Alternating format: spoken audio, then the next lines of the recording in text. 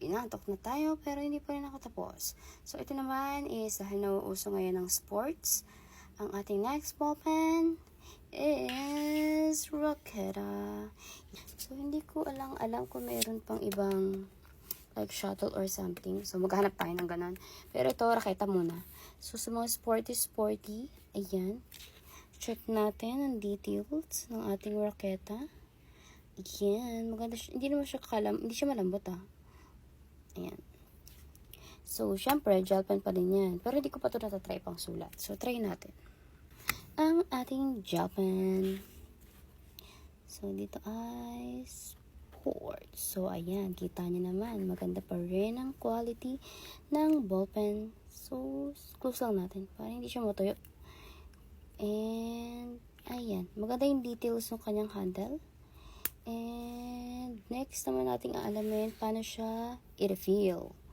Siyempre, doon tayo sa i-refill. Hindi tayo sa mga patapot na ball pen. Kailangan yung mare-reuse natin ng mga ball pens. So, ayan. Okay. So, pwede siyang i-refill. Same size siya ng ating regular na pang-refill. So, ayan. Try natin. So, refill ang ilagay natin dito. And, kasya ba? Kasya. Magkasya ka. And, hindi. Wait lang. Bakit hindi siya kasya? Magkasing haba ba sila? I think, mas mahaba ng konti. Pero, pwede naman natin siyang gawa ng paraan. So, pag mga ganito, ayan, I think mas maikli talaga yung size niya. Pwede naman natin itong gupitin. So, syempre sa buhay kailangan madiskarte tayo. So, mas mahaba siya. Kaya hindi siya sumagad. So, gugupitin mo lang yung dulo. Para naman siyang magiging effect dun sa ball pen natin. So, yan, magkapantay na. Then, try natin kung pwede na siyang i-refill. Diba? Kailangan Girl Scout tayo madiskarte sa buhay.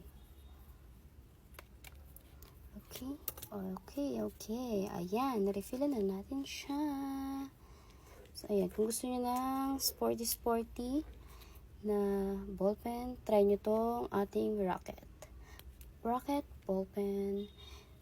Lalagay ko siya sa yellow basket. So, check nyo lang kung ano yung gusto nyong color. Thank you. Bye!